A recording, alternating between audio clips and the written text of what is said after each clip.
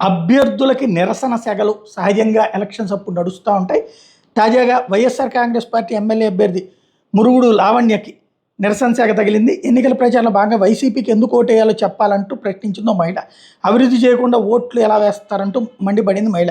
అభివృద్ధి చేసే వాళ్ళకి తమ ఓట్లు వేస్తామంటూ తెగేసి చెప్పింది. దాన్ని తెలుగుదేశం పార్టీ వాళ్ళు వైరల్ చేస్తున్నారు.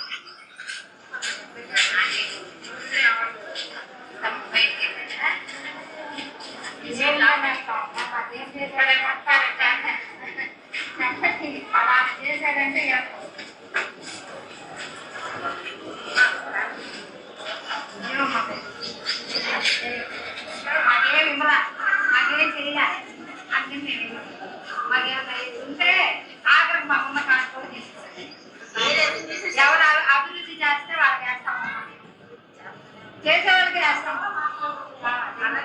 ఎవరు అభివృద్ధి చేసేవాళ్ళకి